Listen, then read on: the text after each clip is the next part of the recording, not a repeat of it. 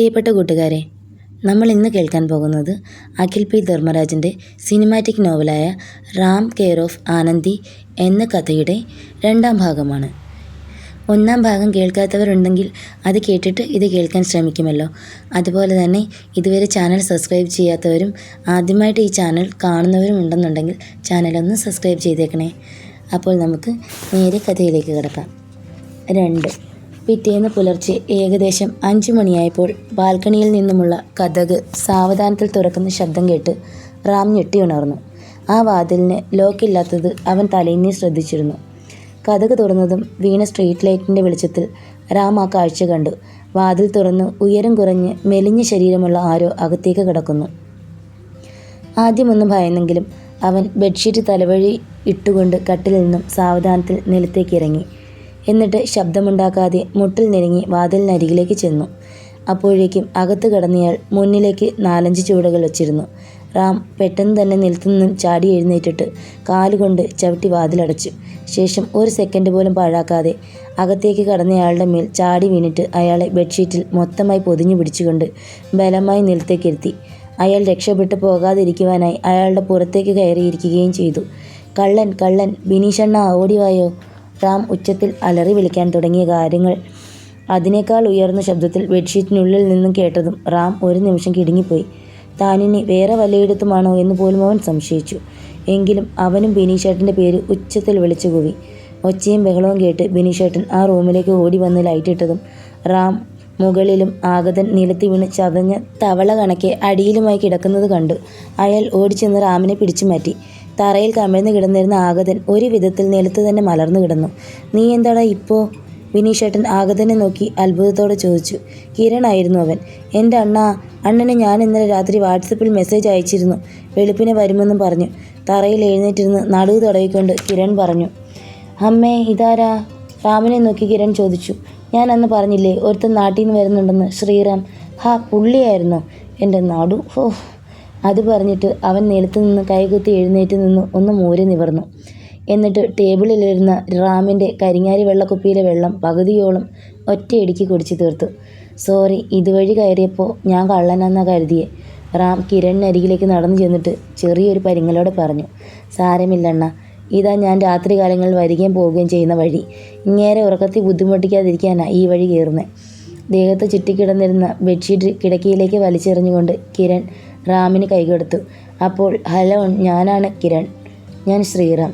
നല്ല ബെസ്റ്റ് പരിചയപ്പെടൽ. ബിനീഷേട്ടൻ ഉറക്കം പോയ അരിശത്തിൽ ഇരുവരെയും മാറി മാറി നോക്കിക്കൊണ്ട് പറഞ്ഞു. ശേഷം എന്തോ പുലമ്പിക്കൊണ്ട് തൻ്റെ മുറിയിലേക്ക് തിരിച്ചുപോയി. കിരണും റാമും പരസ്പരം നോക്കി ചിരിച്ചു. അച്ഛനും അമ്മയും ചേട്ടനും അടങ്ങിയ കിരണിൻ്റെ കുടുംബം ഒമാനിലെ സലാലയിൽ 10 വർഷത്തോളമായി ഒരു ഹോട്ടൽ നടത്തുകയാണ്.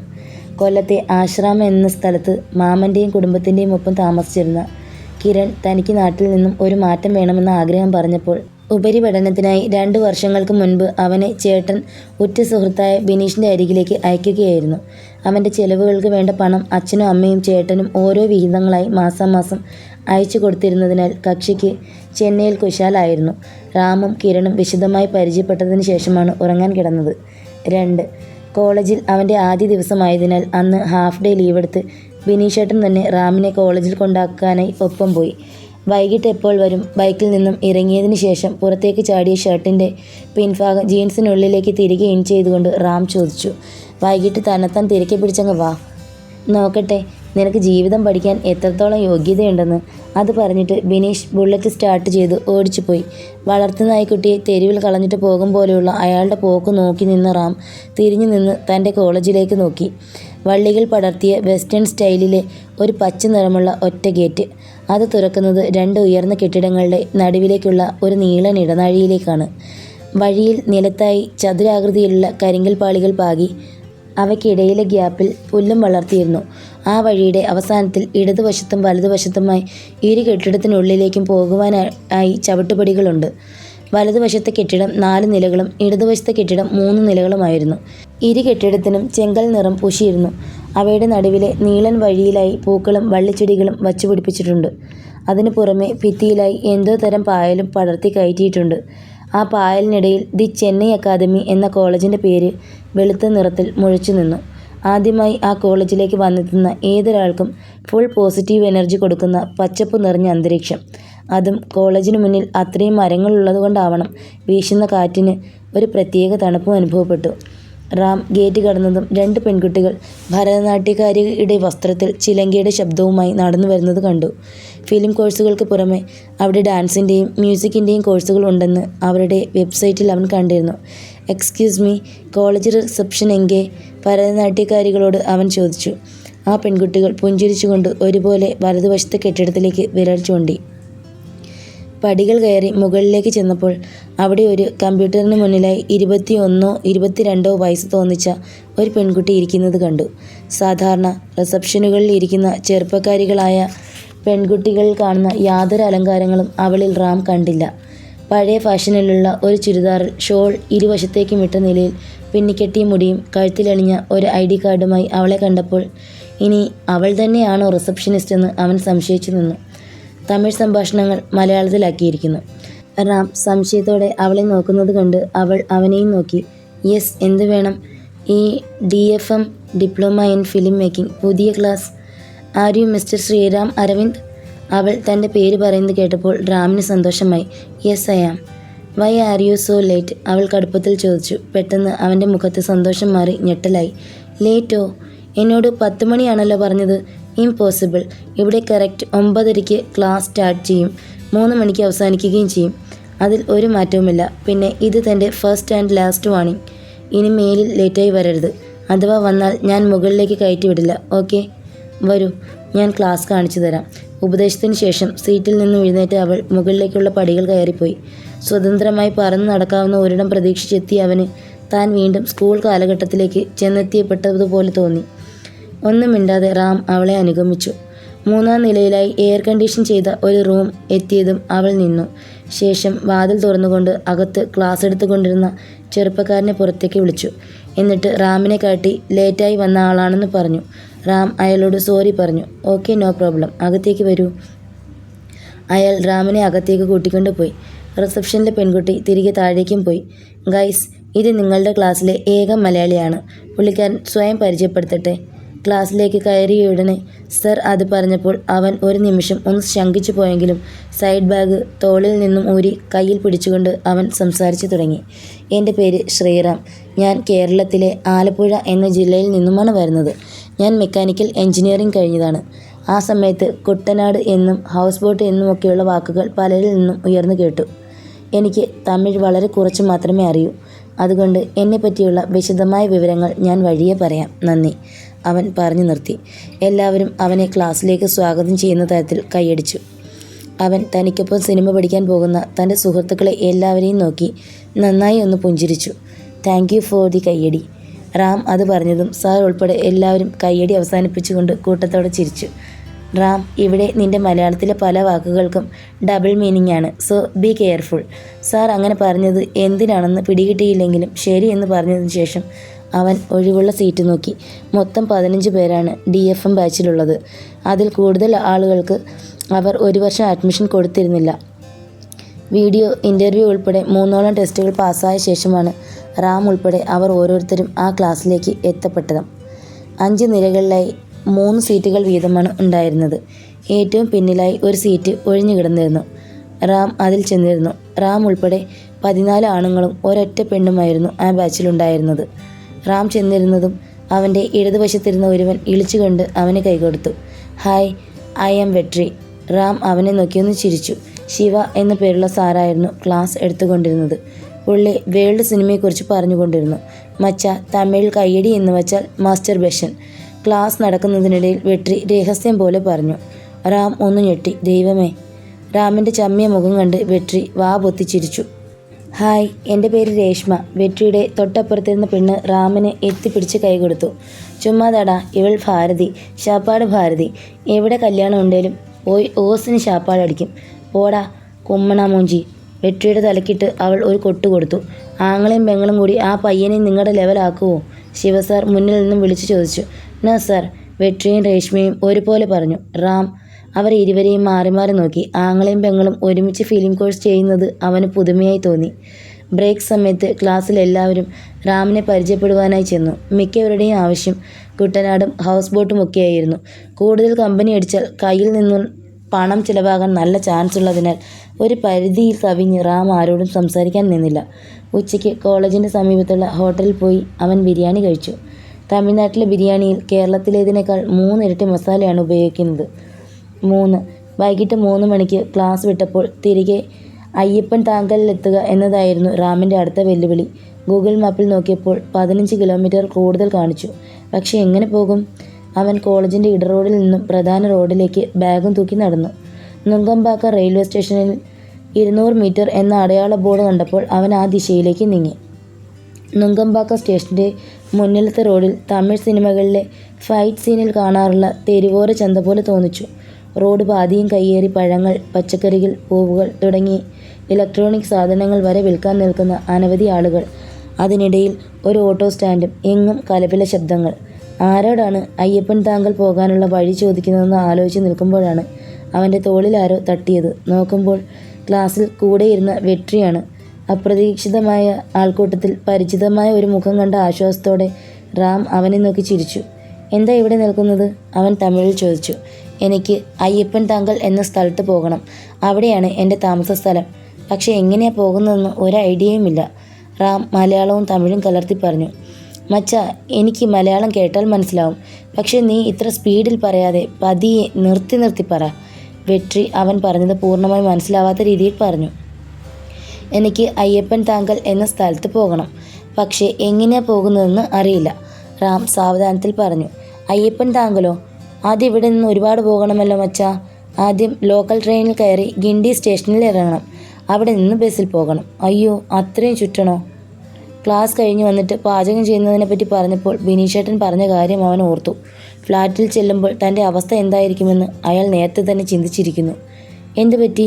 അന്തരീക്ഷത്തിലേക്ക് നോക്കി അതൊക്കെ ആലോചിച്ചുകൊണ്ട് നിന്നിരുന്ന അവനെ വെട്രി പിന്നെയും തട്ടി വിളിച്ചു. റാം വെറുതെ ഒന്ന് റെയിൽവേ സ്റ്റേഷനിലേക്ക് കിടക്കുന്ന മേൽപ്പാലത്തിലേക്ക് നോക്കി. സ്റ്റേഷനിലേക്കുള്ള ജനസാഗരം പടികളിലൂടെ ഒഴുകി നീങ്ങുന്നു. മച്ചാ, ഒരു കാര്യം ചെയ്യാം. ഞാൻ ഗിണ്ടി റെയിൽവേ സ്റ്റേഷൻ്റെ അടുത്തു കൂടിയാണ് പോകുന്നത്. എൻ്റെ ബൈക്കിൽ വരുന്നുണ്ടെങ്കിൽ റെയിൽവേ സ്റ്റേഷൻ ബസ് സ്റ്റോപ്പിൽ ഞാൻ ഡ്രോപ്പ് ചെയ്യാം, വെട്രി പറഞ്ഞു. അവൻ വെച്ച ആ ഓഫർ റാം പൂർണ്ണ മനസ്സോടെ സ്വീകരിച്ചു. പകരം ഇവൻ ഹൗസ് ബോട്ടും കുട്ടനാടും ഒന്നും ചോദിക്കല്ലേ ദൈവമേ എന്നായിരുന്നു അവൻ്റെ മനസ്സിൽ. പോകുന്ന വഴിക്ക് ഓരോ സ്ഥലത്തിൻ്റെ പേരും ഓരോ കടയുടെ പ്രത്യേകതയുമൊക്കെ വെട്രി അവന് പറഞ്ഞു കൊടുത്തുകൊണ്ടിരുന്നു. വെട്രിയുടെ വീട് ഗിണ്ടിയിലാണോ? യാത്രക്കിടയിൽ റാം ചോദിച്ചു. ഏയ് അല്ലല്ല, ഐ ആം ഫ്രം മധുര. അപ്പോൾ ഇവിടെ ഒരു വീട്ടിൽ പേയിങ് ഗസ്റ്റായിട്ട് നിൽക്കുക. അപ്പോൾ രേഷ്മയോ? അവളുടെ വീട് ഇവിടെയാണ്. അപ്പോൾ പെങ്ങളാണെന്ന് പറഞ്ഞതോ? മച്ചാ, ഞങ്ങളുടെ അപ്പ 1, അമ്മ 2. ഇപ്പോൾ അപ്പ അവരുടെ കൂടെയാണ്. എൻ്റെ അമ്മ വേറെ കല്യാണം കഴിച്ച് മധുരയിലും. മനസ്സിലായോ? വ്യക്തിപരമായ ഒരു വലിയ സംഭവം അവൻ നിസ്സാരമായി പറഞ്ഞത് കേട്ട് റാം വാ പൊളിച്ചുപോയി. മച്ചാ, നിനക്ക് സിനിമയിൽ എന്താവാനാണ് ആഗ്രഹം?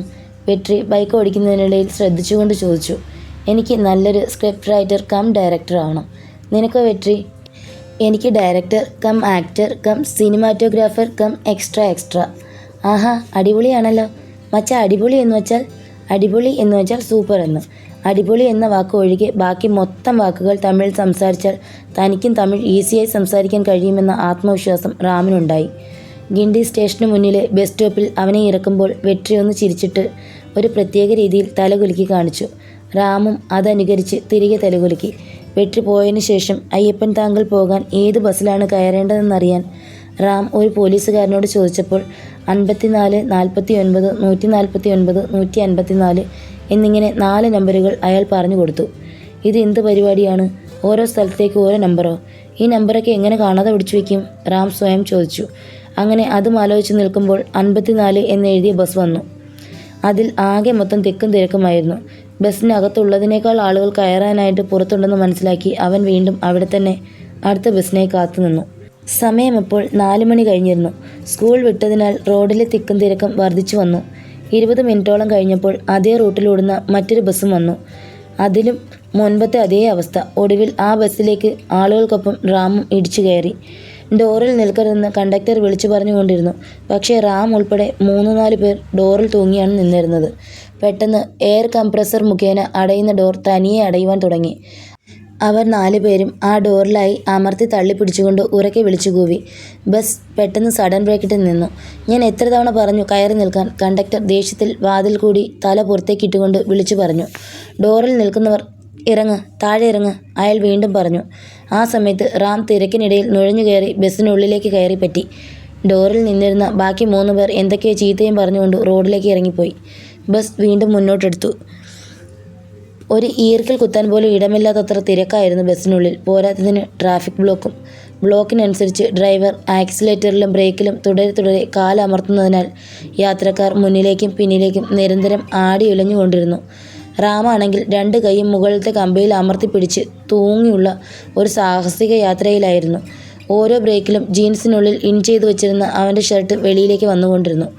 ഒടുവിൽ എക്സിക്യൂട്ടീവ് സ്റ്റൈലിൽ നിന്നും സാധാരണക്കാരനായി മാറുകയും ചെയ്തു. അവൻ നിർവികാരതയോടെ സീറ്റിലിരിക്കുന്നവരെ നോക്കി. ഇരിക്കുന്നവരിൽ ഭൂരിഭാഗവും സ്ത്രീകളായിരുന്നു. അതും മിക്കവരും ഹെഡ്സെറ്റ് വെച്ച് ഓൺലൈനായി സീരിയൽ കാണുകയും പാട്ട് കേൾക്കുകയും ഒക്കെ ചെയ്തുകൊണ്ടിരുന്നു. പോരൂർ എന്ന സ്ഥലത്തെ ഒരു ചെറുതടാകവും താണ്ടി ബസ് അങ്ങനെ ആടി ഉലഞ്ഞു പോകുന്നതിനിടയിൽ റാമിൻ്റെ ജീൻസിൻ്റെ മുൻഭാഗത്തായി എന്തോ ഒരു സ്പർശനം പോലെ തോന്നി. നോക്കുമ്പോൾ ഒരമ്മാവൻ സൈഡ് ബാഗ് തൂക്കി അത് തോളിൽ നിന്നും ഊർന്നു വീണു പോകാതിരിക്കുവാനായി അതിൽ പിടിച്ചിരിക്കുന്നത് കണ്ടു. തികച്ചും സ്വാഭാവികം എന്നോർത്ത് നിൽക്കുമ്പോൾ വീണ്ടും ഒരുമാതിരി തലോടൽ പോലെ ഒരു അനുഭവം തോന്നി.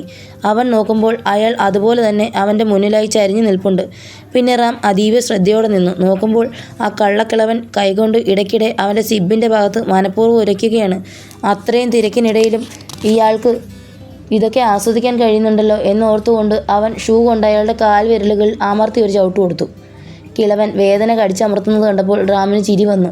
അയാൾ സൈഡ് ബാഗ് അടുത്ത തോളിലേക്കിട്ട് മുന്നിലേക്ക് നുഴഞ്ഞു കയറിപ്പോയി. അപ്പോഴേക്കും ബസ് അയ്യപ്പൻ താങ്കൽ ഡിപ്പോയിലേക്ക് എത്തിയിരുന്നു. 3 ഉപേക്ഷിച്ച നായ്ക്കുട്ടി തിരികെ വീടെത്തിയത് കാണുന്നത് പോലെ മടങ്ങിയെത്തിയ റാമിനെ കണ്ടപ്പോൾ ബിനിച്ചേട്ടൻ അതിശയത്തോടെ നോക്കി. നീ ആൾ കൊള്ളാമല്ലോ, അയാൾ അതിശയത്തോടെ ചോദിച്ചു. ഇതൊക്കെ എന്ത്? റാം പുച്ഛത്തോടെ പറഞ്ഞു. വെൽ ഡൺ മൈ ബോയ്, അപ്പോൾ നീ ജീവിതം പഠിക്കാൻ തീരുമാനിച്ചു അല്ലേ? ബൈ ദ ബൈ, എങ്ങനെയുണ്ട് കോളേജും ക്ലാസ്സിലെ പിള്ളേരും? എല്ലാവരും അടിപൊളി. പിന്നെ ക്ലാസ്സിലെ ഏക മലയാളി ഞാനാ ചേട്ടാ. അതിപ്പോൾ നല്ല കാര്യമായില്ലേ?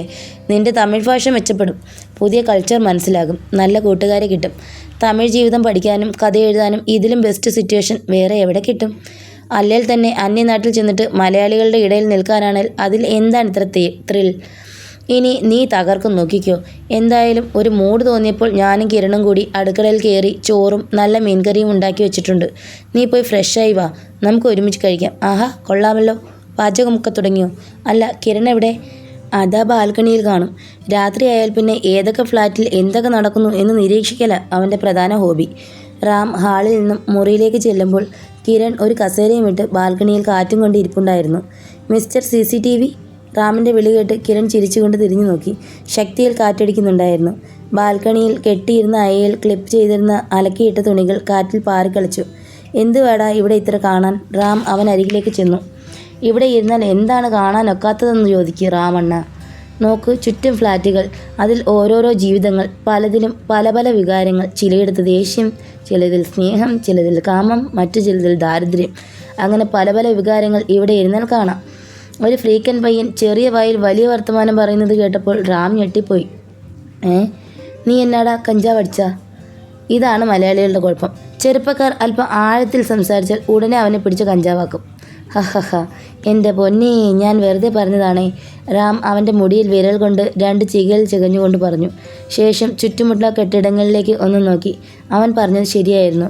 ഓരോ ഫ്ലാറ്റിലെയും ജനലുകളിലൂടെയും ബാൽക്കണിയിലൂടെയുമെല്ലാം ഒരുപാട് ജീവിതങ്ങൾ ദൂരെ നിന്ന് നോക്കി കാണാം. ഒരു തരത്തിൽ ചിന്തിച്ചാൽ അന്യരുടെ സ്വകാര്യതയിലേക്കുള്ള കടന്നുകയറ്റമാണ്. എങ്കിലും ഓരോ ഫ്ലാറ്റിലും ഓരോരോ സിനിമയിലെ രംഗങ്ങൾ നടക്കുന്നത് പോലെ റാമിന് തോന്നി. ചിലർ ബാൽക്കണിയിൽ കുഞ്ഞുങ്ങളുമായി ഇരുന്ന് തെരുവിലൂടെ പോകുന്ന വണ്ടികൾ നോക്കി കാണുന്നു. മറ്റു ചിലർ മുറിക്കുള്ളിൽ തന്നെ ഇരുന്ന് TV കാണുന്നു. ചിലർക്ക് വഴക്ക് നടക്കുന്നു. ചിലർ ലൈറ്റിടാതെ ബാൽക്കണികളിൽ നിഴലുകൾ തമ്മിൽ പ്രണയിക്കുന്നു. ആ സമയത്താണ് വലതുവശത്തെ 2 നില കെട്ടിടത്തിൻ്റെ ഓപ്പൺ ടെറസിലായി കൊതുക് വല കൊണ്ട് പൊതിഞ്ഞ രീതിയിൽ ഒരുപാട് കട്ടിലുകൾ അടുത്തടുത്തായി നിരന്നു കിടക്കുന്നത് റാമിൻ്റെ ശ്രദ്ധയിൽപ്പെട്ടത്. അതിൽ ചില കട്ടിലുകളിൽ മൊബൈൽ സ്ക്രീനിൻ്റെ വെളിച്ചവും കാണാം. അതെന്താണ് സംഭവം? അങ്ങോട്ടേക്ക് നോക്കിക്കൊണ്ട് റാം ചോദിച്ചു. ആ കാണുന്നത് ഒരുപാട് പേരുടെ താമസ സ്ഥലമാണ്. ആ ടെറസിലെ കട്ടിൽ ഒന്നിന് 1 മാസം 1000 രൂപയാണ് വാടക. കട്ടിലിനോടൊപ്പം ഒരു ഫോൺ ചാർജ് ചെയ്യുന്ന പ്ലഗും കട്ടിലിൻ്റെ അടിഭാഗത്തായി സാധനങ്ങൾ വയ്ക്കുവാൻ ഒരു ഡ്രോയർ പോലുള്ള ഭാഗവും കാണും. പിന്നെ ടെറസിൽ ഒരു ഭാഗത്തായി ഒരു കോമൺ ബാത്റൂമും. അയ്യോ, അപ്പോൾ മഴ പെയ്യുമ്പോഴോ? മഴ പെയ്യുന്ന സീസണിൽ കമ്പൊക്കെ നാട്ടി ടാർപോളിൻ പോലെ എന്തോ വലിച്ചു കെട്ടുന്നത് കാണാം. പിന്നെ ഇവിടെ നമ്മുടെ നാട്ടിലെ പോലെ അപ്രതീക്ഷിത മഴയോ അല്ലെങ്കിൽ 3 മാസം നീളുന്ന മഴയോ ഒന്നും ഇല്ലല്ലോ അണ്ണാ.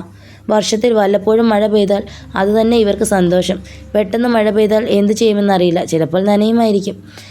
റാം ആ ടെറസിലെ കട്ടിലുകളിലേക്ക് ഒരിക്കൽ കൂടി നോക്കി. കൊതുക് വലയ്ക്കുള്ളിൽ സ്വപ്നങ്ങൾ നെയ്യുന്നവരുടെ ഒരു ലോകം. 10 മണിക്ക് മുൻപ് തന്നെ അത്താഴവും കഴിഞ്ഞ് 3 പേരും ഉറങ്ങുവാൻ കിടന്നു. 2. പിറ്റേന്ന് രാവിലെ 6:30 കമ്പനി ക്യാബിനിൽ ബിനീഷേട്ടൻ ജോലിക്ക് പോയി. ഏകദേശം 8 മണിയായപ്പോഴേക്കും കിരണും തൊട്ടു പിന്നാലെ റാമും കോളേജിലേക്ക് പുറപ്പെട്ടു. അയ്യപ്പൻ താങ്കൾ ബസ് ഡിപ്പോയിലെത്തിയപ്പോൾ 47 നമ്പർ ബസ് ഒരെണ്ണം പുറപ്പെടുവാനായി നിൽപ്പുണ്ടായിരുന്നു. അതിൽ കയറി ഗിണ്ടി സ്റ്റേഷൻ ബസ് സ്റ്റോപ്പിലിറങ്ങി. സബ്വേയിലൂടെ നടക്കുമ്പോൾ റാം ചുറ്റും നോക്കി. സബ്വേയിലും നിറയെ കച്ചവടക്കാരാണ്. പഴങ്ങളും പൂക്കളും ഇലക്ട്രോണിക് സാധനങ്ങളും വിൽക്കുന്നവരായിരുന്നു കൂടുതലും. സബ്വേ നേരെ ചെന്നെത്തുന്നത് 2 ഇടങ്ങളിലേക്ക് പോകാനുള്ള വഴികളുടെ നടുവിലേക്കാണ്. ഒന്ന് റെയിൽവേയുടെ ഓവർബ്രിഡ്ജ് ആരംഭിക്കുന്നിടത്തും മറ്റൊന്ന് ഗിണ്ടി മെട്രോയുടെ ഓവർബ്രിഡ്ജ് ആരംഭിക്കുന്നിടത്തേക്കും. ഓവർബ്രിഡ്ജിനരികിൽ തന്നെ ടിക്കറ്റ് കൗണ്ടർ ഉണ്ടായിരുന്നു. നുങ്കമ്പാക്കം പോകുവാനായി ചെന്നൈ ബീച്ച് ഭാഗത്തേക്ക് പോകുന്ന ട്രെയിൻ കയറണമെന്ന് ഒരാളോട് ചോദിച്ച് അവൻ മനസ്സിലാക്കി. 15 മിനിറ്റ് കൂടുമ്പോൾ പ്ലാറ്റ്ഫോം നമ്പർ 2 ആ വഴിയിലുള്ള ട്രെയിൻ ഉണ്ടെന്നും അയാൾ പറഞ്ഞു. 5 രൂപയുടെ ടിക്കറ്റും എടുത്ത് ഓവർബ്രിഡ്ജ് കയറി അവൻ പ്ലാറ്റ്ഫോം നമ്പർ 2 ആ സമയത്ത് ഒരു ട്രെയിൻ കൃത്യമായി വന്ന് നിൽക്കുകയും ചെയ്തു. ഒരാളോട് കൂടി ചോദിച്ച് കൃത്യത വരുത്തിയ ശേഷം ആ ട്രെയിനിൽ അവൻ കയറിപ്പറ്റി. രാവിലെ ആളുകൾ ജോലിക്കും മറ്റും പോകുന്ന സമയമായതിനാൽ ട്രെയിനിൽ അത്യാവശ്യം തിരക്കുണ്ടായിരുന്നു. ആരും ആരെയും ശ്രദ്ധിക്കാതെ ഗൗരവം നിറഞ്ഞ മുഖഭാവവുമായി നിൽക്കുകയും ഇരിക്കുകയുമൊക്കെ ചെയ്യുന്നവർ. ഭൂരിഭാഗം പേരും കാതിൽ ഹെഡ്സെറ്റ് തിരികെ വച്ചിരിക്കുന്നു. അവരിൽ നിന്നും തനിക്കൊന്നും നേടുവാനില്ലെന്ന് മനസ്സിലാക്കിയപ്പോൾ അവനും ഹെഡ്സെറ്റ് ചെവിയിലേക്ക് തിരികെ ഒരു തമിഴ് പാട്ടിട്ടു. ഓരോ സ്റ്റേഷനുകളും താണ്ടി ട്രെയിൻ മുന്നോട്ട് പോയിക്കൊണ്ടിരുന്നു. ഹെഡ്സെറ്റിൽ പാട്ടും കേട്ട് കൈപ്പിടിയിൽ തൂങ്ങി നിൽക്കുമ്പോഴാണ് റാമിൻ്റെ പിന്നിൽ നിന്നും ആരോ തോളിൽ തട്ടിയത്. അവൻ നോക്കുമ്പോഴുണ്ട് ഒരു സ്ത്രീ മുല്ലപ്പൂവൊക്കെ വെച്ച് നിൽക്കുന്നു. കടും ചുവന്ന നിറത്തിൽ ചുണ്ടിൽ ചായവും തേച്ചിരിക്കുന്നു. അവൻ സംശയത്തോടെ ഹെഡ്സെറ്റ് ഒരു കാതിൽ നിന്നും ഊരിപ്പിടിച്ചു. അവർ ഒരു തെറി വാക്കുച്ചരിച്ചു. നാട്ടിൽ സ്ത്രീകൾ തമ്മിൽ വഴക്കിടുമ്പോൾ തെറിയുടെ കൂട്ടത്തിൽ ഈ പേര് വിളിക്കുന്നത് ചെറുപ്പത്തിൽ തന്നെ റാം പലതവണ കേട്ടിട്ടുണ്ട്. അതുകൊണ്ട് തന്നെ ആ സ്ത്രീ ഒരു കാരണവുമില്ലാതെ തന്നെ തെറി പറയുകയാണെന്ന് കരുതി അവൻ അല്പം കൂടി മുന്നിലേക്ക് മാറി നിന്നു. ഹേയ് എന്ന് പറഞ്ഞ് അവർ വീണ്ടും ആ തെറി വാക്ക് ഉച്ചരിച്ചു. അവർ വിടാൻ മട്ടില്ലാത്ത തരത്തിൽ വീണ്ടും അവൻ്റെ തോളിൽ തട്ടി. ഞാൻ ആ തെറിയിൽ പറയുന്ന മട്ടിലുള്ള ആളല്ലെന്നുള്ള മട്ടിൽ തലകുലുക്കിയിട്ട് അവൻ വീണ്ടും മുന്നോട്ട് കയറി നിന്നു. ഞാൻ ഒരു എന്ന് പറഞ്ഞതിന് ശേഷം വീണ്ടും അവർ ആ തെറി വാക്ക് ഉച്ചരിച്ചുകൊണ്ട് പറഞ്ഞു, കാസ് താണ്ണ. ഇതെന്ത് കൂത്ത്, സ്വയം തെറി പറയുന്നു, അതും കാശ് കിട്ടാൻ? റാം മനസ്സിലോർത്ത്. കണ്ണാ, നീ ரொம்ப അഴകാ ഇருக்கு, ഉൻ ഡാഡി എനിക്ക് ரொம்ப പിടിച്ചു പോച്ച്. അത്രയും ആളുകളുടെ മുന്നിൽ വെച്ച് അവൻ്റെ താടിയിൽ വിരൽ കടത്തിയ ശേഷം കയ്യിലെ മസിലുള്ള ഭാഗത്ത് അമർത്തിക്കൊണ്ട് അവർ പറഞ്ഞു. മറ്റുള്ളവരുടെ മുന്നിൽ താൻ പരിഹാസ്യനാവുന്നുണ്ടെന്ന് മനസ്സിലായപ്പോൾ റാം ഷർട്ടിൻ്റെ പോക്കറ്റിൽ കൈയിട്ട് നോക്കി. എൻ്റെ കയ്യിൽ ഇതേയുള്ളൂ. ബസ്സിലെയും ട്രെയിനിലെയും ടിക്കറ്റ് എടുത്തതിൻ്റെ മിച്ചമുണ്ടായിരുന്ന 20 രൂപയുടെ നോട്ട് അവൻ കാണിച്ചു. ഉടൻ അവരത് വാങ്ങി ബ്ലൗസിനുള്ളിൽ വെച്ചിട്ട് ഇരു കൈയും നെറുകയിൽ വെച്ച് അനുഗ്രഹിച്ച് അടുത്തയാളുടെ അരികിലേക്ക് പോയി. മലയാളിയാണോ? അടുത്ത് കൈപ്പിടിയിൽ തൂങ്ങി നിന്നിരുന്ന ഒരു ചേട്ടൻ അവനോട് ചോദിച്ചു. അതെ. അയാളും അതേ തെറിവാക്ക് ഉച്ചരിച്ചിട്ട് പറഞ്ഞു. എന്ന് വച്ചാൽ ഹിജഡകൾ എന്നാണ് അർത്ഥം. അവർ അങ്ങനെയൊക്കെ പറയും. എന്ന് വെച്ച് നമ്മൾ കാശൊന്നും കൊടുക്കാൻ നിൽക്കരുത്.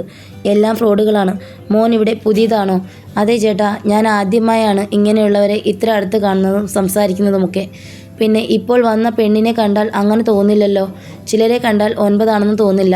ചെന്നൈയിലെ റെയിൽവേ സ്റ്റേഷനുകളിൽ ഏറ്റവും കൂടുതൽ ഭിക്ഷക്കാരും ഇതുപോലെയുള്ള ആളുകളുമാണുള്ളത്. അങ്ങോട്ട് നോക്ക്. ടി നഗർ സ്റ്റേഷനിൽ വണ്ടി നിർത്തുന്നതിനിടയിൽ അയാൾ ഒരു ബെഞ്ചിലേക്ക് കൈ ചൂണ്ടി. അവിടെ ആണുങ്ങൾ പെൺവേഷം കെട്ടിയതുപോലുള്ള കുറച്ചു പേർ ചിരിയും കളിയുമായി സല്ലപിച്ചിരിക്കുന്നു. കണ്ടോ? ഇതുപോലെ ഓരോ സ്റ്റേഷനിലും ഉണ്ടാവും ഇവരുടെ കൂട്ടക്കാർ. ഇനി ഇങ്ങനെയുള്ളവർ വരുമ്പോൾ പൈസ കൊടുക്കാൻ നിൽക്കരുത് കേട്ടോ. ഞാൻ ദേ ഇവിടെ ഇറങ്ങുക. അയാൾ ഉപദേശവും നൽകി നടന്നകന്നു. 1 മിനിറ്റ് നിർത്തിയിട്ടതിന് ശേഷം ട്രെയിൻ വീണ്ടും നീങ്ങി തുടങ്ങി. റാം ഒരിക്കൽ കൂടി ആ ബെഞ്ചിലിരിക്കുന്ന തെറിവാക്കിൽ സ്വയം വിശേഷിപ്പിക്കുന്നവരെ നോക്കി. തിരക്കിനിടയിലും അവർ അവരുടേതായ ലോകം തീർത്തിരിക്കുന്നു. ആ ലോകത്തിൽ അവരുടെ കളിചിരികളും സന്തോഷങ്ങളുടെ നിമിഷങ്ങളും മാത്രം. 3. ഒടുവിൽ നുങ്കമ്പാക്കത്ത് ട്രെയിനിലിറങ്ങി അതിവേഗത്തിൽ നടന്ന് കോളേജിലെത്തിയപ്പോഴേക്കും സമയം 9:30 മുകളിലേക്കുള്ള പടിക്കെട്ടുകൾ ഓടിക്കയറുന്ന സമയത്ത് റിസപ്ഷനിൽ ഇരിക്കുന്ന പെണ്ണ് പുരുകം ചുളിച്ച് അവനെ ഒന്ന് നോക്കി. ഈ സാധനത്തിന് രാവിലെ ആദ്യമായി ഒരാളെ കണ്ടാൽ ഒന്ന് ചിരിച്ചൂടെ? സ്വയം പിറുപിറുത്തുകൊണ്ട് 3-ാം നിലയിലെ തൻ്റെ ക്ലാസ് ലക്ഷ്യമാക്കി അവൻ ഓടി. അവൻ ക്ലാസ്സിലെത്തി പിന്നിലെ സീറ്റിലേക്ക് ഇരുന്നതും ശിവസാർ ക്ലാസ്സിലേക്ക് കയറി വന്നതും ഒരേ നിമിഷത്തിലായിരുന്നു. വാട്ട് എ ടൈമിംഗ് മച്ചാ, നീ ഗത്ത്, വെട്രി പറഞ്ഞു. Good morning all. ഒരു നല്ല ഫിലിം മേക്കറിന് ബേസിക്കായി വേണ്ടത് കൃത്യമായ സമയനിഷ്ഠയാണ്. അതിൽ നിങ്ങളെല്ലാവരും പെർഫെക്റ്റാണ് സർ. അത് പറയുമ്പോൾ റാം തൻ്റെ കിതപ്പ് ഒരു വിധത്തിൽ പിടിച്ചു വയ്ക്കാൻ ശ്രമിക്കുകയായിരുന്നു. ഉച്ചയ്ക്ക് ബ്രേക്ക് സമയത്ത് തലേന്നത്തെ പോലെ ഹോട്ടലിലേക്ക് പോകുവാൻ തുടങ്ങിയ റാമിനെ വെട്രിയും രേഷ്മയും ചേർന്ന് മറ്റൊരിടത്തേക്ക് കൂട്ടിക്കൊണ്ടുപോയി. ഇതേത് ഹോട്ടലാ? കോളേജിൻ്റെ അങ്ങേ തെരുവിൽ ജയലളിതയുടെ പടം വച്ച ഒരു കെട്ടിടത്തിന് മുന്നിൽ നിന്നുകൊണ്ട് റാം ചോദിച്ചു. ഇതാണ് അമ്മ ഉണവകം. രാവിലെ 7 മണി മുതൽ 10 മണി വരെ 1 രൂപയ്ക്ക് ഇഡലി, 5 രൂപയ്ക്ക് പൊങ്കൽ, സാമ്പാർ സാദം, ലെമൺ റൈസ്, കറിവേപ്പില സാദം, തൈര് സാദം എന്നിവയും വൈകിട്ട് 6 മുതൽ രാത്രി 9 മണി വരെ 3 രൂപയ്ക്ക് 2 വീതം ചപ്പാത്തിയും പരിപ്പ് കറിയും കിട്ടും. രേഷ്മ ഒരു ടൂർ ഗൈഡിനെ പോലെ പറഞ്ഞു. തമിഴ്നാട് മുഖ്യമന്ത്രിയായിരുന്ന ജയലളിതയുടെ ആ സംരംഭത്തെപ്പറ്റി പണ്ടെങ്ങോ പത്രത്തിൽ വായിച്ചതായി റാം ഓർത്തു. ഒരു വലിയ ഹാൾ പോലെ തോന്നിച്ച ഭക്ഷണശാലയിലേക്ക് കയറുമ്പോൾ കോളേജിലെ ഒരുമാതിരിപ്പെട്ട എല്ലാവരും അവിടെ ഉണ്ടായിരുന്നു. കുറേ പേർക്ക് ഒന്നിച്ചു നിന്ന് കഴിക്കാൻ പറ്റുന്ന തരത്തിൽ വൃത്തിയുള്ള സ്റ്റീൽ ടേബിളിന് ചുറ്റും കുറേ ആളുകൾ നിന്നു കഴിക്കുകയും മറ്റു ചിലർ ഭിത്തിയോട് ചേർത്ത് കെട്ടിയിരിക്കുന്ന സ്ലാബുകളിൽ ഇരുന്ന് കഴിക്കുകയും ഒക്കെ ചെയ്യുന്നുണ്ടായിരുന്നു. റാം നോക്കുമ്പോൾ റിസപ്ഷനിലെ പെണ്ണ് ആരൊക്കെയോ ആയി തല്ലുപിടിച്ച് ഇടയ്ക്ക് കയറി തൈര് സാദവും വാങ്ങി വരുന്നത് കണ്ടു. മൂദേവി. രേഷ്മ അവളെ കണ്ടതും പതിഞ്ഞ ശബ്ദത്തിൽ പറഞ്ഞു. മച്ച ഇന്ന. വെട്രി ഒരു വശത്തു നിന്ന് സ്റ്റീൽ പ്ലേറ്റ് എടുത്ത് റാമിനും രേഷ്മയ്ക്കും കൊടുത്തു. മൂവരും 20ഓളം ആളുകൾ വരുന്ന നീണ്ട ക്യൂവിന് പിന്നിലായി ചെന്ന് നിന്നു. എന്താ ഞാനിപ്പോൾ കഴിക്കുക? റാം സ്വയം ചോദിച്ചു. മച്ച നീ തേവടിയാ കഴിക്കുക. തേവടിയോ? അതെന്ത് സാധനമാ? അതൊരു സൂപ്പർ സാധനമാണ് മച്ച. ബിരിയാണി പോലെ ഇരിക്കും. 5 രൂപയേ ഉള്ളൂ. ആ വിളമ്പാൻ നിൽക്കുന്ന അക്കയോട് ചോദിച്ചാൽ മതി, ചൂടോടെ കിട്ടും. റാം ചോദിക്കല്ലേ, നല്ല അടി കിട്ടും. രേഷ്മ വെട്രിയുടെ കയ്യിൽ നുള്ളിയിട്ട് അടക്കം പറയും പോലെ അതിൻ്റെ അർത്ഥം റാമിന് പറഞ്ഞു കൊടുത്തു. പട്ടി. റാം സ്റ്റീൽ പാത്രം കൊണ്ട് വെട്രിയുടെ തലക്കിട്ട് ഒരു കൊട്ട് കൊടുത്തു. നാടകത്തിന് സിമ്പൽ അടിക്കുമ്പോഴുള്ള ഒരു ശബ്ദം ആ ഹാളിൽ മുഴങ്ങി കേട്ടു. പാത്രം അടിച്ച് ചളിക്കിയാൽ 50 രൂപ വാങ്ങിക്കും, കേട്ടല്ലോ? വിളമ്പാൻ നിന്നിരുന്ന അക്ക വിളിച്ചു പറഞ്ഞു. അത് കേട്ടതിന് ശേഷം അവർ 3 പേരും പരസ്പരം ഒന്നും തന്നെ മിണ്ടിയില്ല. പൂച്ചക്കുട്ടികളെപ്പോലെ ഭക്ഷണവും കഴിച്ച് പെട്ടെന്ന് തന്നെ അവർ വെളിയിലേക്ക് ഇറങ്ങി. ആദ്യമായാണ് റാം കോളേജിനരികെ തെരുവിലേക്ക് വരുന്നത്. അതുകൊണ്ട് തന്നെ അവൻ ചുറ്റുപാടും സസൂക്ഷ്മം നിരീക്ഷിക്കുകയായിരുന്നു. 3 അടി സ്ഥലം കിട്ടിയാൽ അവിടെ ഒരു കട തുടങ്ങാൻ കഴിയും. അത്രയും കടകളുണ്ട് നുങ്കമ്പാക്കം തെരുവിൽ. അതിനിടയിൽ ഹിന്ദു ദൈവങ്ങളുടെ പ്രതിഷ്ഠകളും അനവധി. റോഡിൻ്റെ വശങ്ങൾ മുഴുവൻ കുറേ കല്യാണങ്ങളുടെയും ബർത്ത്ഡേകളുടെയും ഫ്ലെക്സുകൾ. അതും ഓരോ ഫ്ലെക്സിലും കല്യാണ ചെറുക്കൻ്റെയോ കല്യാണ പെണ്ണിൻ്റെയോ ഫോട്ടോയ്ക്കൊപ്പം കുടുംബക്കാരുടെയും സുഹൃത്തുക്കളുടെയും തലകളുടെ ഫോട്ടോകൾ നിരത്തിയും വച്ചിരിക്കുന്നു. ഒരു ഫ്ലെക്സ് ഏതറ്റം വരെ ഉപയോഗിക്കാമോ അത്രയും ഉപയോഗിച്ചിട്ടുണ്ട്. അല്പസമയം അവിടെയൊക്കെ ചുറ്റി നടന്ന ശേഷം മൂവരും കോളേജിലേക്ക് തിരികെ പോയി. 4. വൈകുന്നേരം ക്ലാസ് കഴിഞ്ഞ് വെട്രി ബൈക്ക് എടുത്ത് വരുന്നതും കാത്ത് റാം കോളേജിൻ്റെ മുന്നിൽ നിൽക്കുമ്പോൾ റിസപ്ഷനിലെ പെണ്ണ് പൂമാലയൊക്കെ ഇട്ട ഒരു പഴഞ്ചൻ ലൂണ സ്കൂട്ടറിൽ പാഞ്ഞു പോകുന്നത് കണ്ട്. അവളുടെ പോക്ക് കണ്ടപ്പോൾ ചാവാൻ കിടക്കുന്ന ആർക്കോ വെള്ളം കൊടുക്കാൻ പോകുന്നത് പോലെ അവന് തോന്നി. മച്ച നീ ഞാൻ താമസിക്കുന്ന സ്ഥലത്ത് വന്നിട്ട് പോയാൽ മതി. കിടിലൻ ഒരാളെ ഞാൻ പരിചയപ്പെടുത്തി തരാം, ബൈക്കുമായി വന്ന വെട്രി പറഞ്ഞു. ബോയ്സ് ഞാനുമുണ്ട്, വാ പോകാം. തൊട്ടു പിന്നാലെ രേഷ്മ അവളുടെ നീല ഫസിനോ സ്കൂട്ടറുമായി വന്നെത്തി. എന്നെ പെട്ടെന്ന് വിട്ടേക്കണേ. വന്ന് 2-ാം ദിവസം തന്നെ കറക്കം തുടങ്ങിയാൽ ഫ്ലാറ്റിലെ ചേട്ടന് വല്ലതും പറയും, റാം പറഞ്ഞു. റാം നീ അയ്യപ്പൻ താങ്കലല്ലേ താമസം? എനിക്ക് കുറച്ച് കഴിഞ്ഞ് പൂനമല്ലി വരെ പോകേണ്ടതുണ്ട്. വെട്രിയുടെ താമസ സ്ഥലത്ത് പോയിട്ട് പൂനമല്ലി പോകും വഴിക്ക് നിന്നെ ഞാൻ അയ്യപ്പൻ താങ്കലിൽ ഡ്രോപ്പ് ചെയ്യാം, പോരെ? രേഷ്മ പറഞ്ഞത് കേട്ടതും റാം പിന്നെ ഒന്നും ചിന്തിച്ചില്ല. നേരെ വെട്രിയുടെ ബൈക്കിന് പിന്നിലേക്ക് ചാടിക്കയറി. ഗിണ്ടയിൽ നിന്നും ഏകദേശം 1 കിലോമീറ്റർ കഴിഞ്ഞപ്പോൾ കത്തിപ്പാറ എന്നു പേരുള്ള ബ്രിഡ്ജിൻ്റെ തുടക്കത്തിൽ നിന്നും ഉള്ളിലേക്ക് കിടക്കുന്ന ഒരു വഴിയിലേക്ക് വെട്രി ബൈക്ക് ഓടിച്ചു കയറ്റി. തിങ്ങി നിറഞ്ഞ വീടുകളുടെ നടുവിലൂടെയുള്ള സിമൻ്റ് റോഡിലൂടെ കുറച്ചു ദൂരം അവർ സഞ്ചരിച്ചു. തെരുവിൽ കുട്ടികൾ ക്രിക്കറ്റ് കളിക്കുകയും ചേച്ചിമാർ താടിക്ക് കൈയും കൊടുത്ത് നിന്നുകൊണ്ട് സംസാരിക്കുകയുമൊക്കെ ചെയ്യുന്നുണ്ടായിരുന്നു. ഞരമ്പുകൾ പോലെ പിണഞ്ഞു കിടക്കുന്ന ഏതൊക്കെയോ വഴികളിലൂടെ സഞ്ചരിച്ച് ഒടുവിൽ ഒരു ഗേറ്റിന് മുന്നിലായി അവർ നിന്നു. റാം ബൈക്കിൽ നിന്നും ഇറങ്ങിയതും ഗേറ്റിന് വെളിയിൽ ഭംഗിയിൽ വരച്ച കോലമാണ് ആദ്യം കണ്ടത്. മതിൽക്കെട്ടിനുള്ളിൽ ചെറിയ മുറ്റമൊക്കെയുള്ള ഒരു പഴയ 2 നില വീട്. മുറ്റത്ത് പടർന്നു പന്തലിച്ച ഒരു ആര്യവേപ്പും നിറയെ പല ഇനത്തിൽപ്പെട്ട അലങ്കാര ചെടികളും ഉണ്ടായിരുന്നു. വീട് 2 നിലയിലാണെങ്കിലും താഴെയും മുകളിലുമായി 2 വീതം മുറികൾ മാത്രമായിരുന്നു ആ വീടിനുണ്ടായിരുന്നത്. 2ാം നിലയ്ക്ക് മുകളിലുള്ള ടെറസിലായി ഒരു കറുത്ത വാട്ടർ ടാങ്കും കയറ്റി വച്ചിട്ടുണ്ട്. വാട്ടർ ടാങ്കിൽ റാമിൻ്റെ കണ്ണുകൾ ഒരു നിമിഷം ഉടക്കി നിന്നു. അതിനുള്ളിൽ കയറി നിന്ന് ഒരാൾ ടാങ്ക് വൃത്തിയാക്കുന്നു. കോളേജ് റിസപ്ഷനിൽ ഇരിക്കുന്ന അതേ പെണ്ണ്. മുടി ഉച്ചിയിൽ കെട്ടിവെച്ച് ഒരു പഴഞ്ചൻ ചെക്ക് ഷർട്ട് വേഷം. മുഖത്താകെ അഴുക്കും പുരണ്ടിരിക്കുന്നു. റാം അവളെ നോക്കുന്നത് കണ്ട് ഒരു നിമിഷം അവളും അവനെ രൂക്ഷമായി നോക്കി. എന്നിട്ട് യാതൊരു ഭാവവ്യത്യാസവുമില്ലാതെ തൻ്റെ ജോലി തുടർന്നു. പ്രിയപ്പെട്ടവരെ, കഥ നിങ്ങൾക്ക് ഇഷ്ടമാകുന്നുണ്ടെന്ന് കരുതുന്നു. കഥ ഇഷ്ടമായിട്ടുണ്ടെങ്കിൽ തീർച്ചയായും ലൈക്ക് ചെയ്യണേ. അതുപോലെ തന്നെ നിങ്ങളുടെ വിലയേറിയ അഭിപ്രായങ്ങൾ കമൻറ്റായി രേഖപ്പെടുത്തണേ. പുതിയ ചാനലാണ്. നിങ്ങളുടെയൊക്കെ സപ്പോർട്ട് ഉണ്ടെങ്കിൽ മാത്രമേ മുമ്പോട്ട് പോകാൻ കഴിയുകയുള്ളൂ. ഇതിൻ്റെ അടുത്ത ഭാഗവുമായി ഞാൻ വരും വരേക്കും നിങ്ങൾക്കെല്ലാവർക്കും വിട.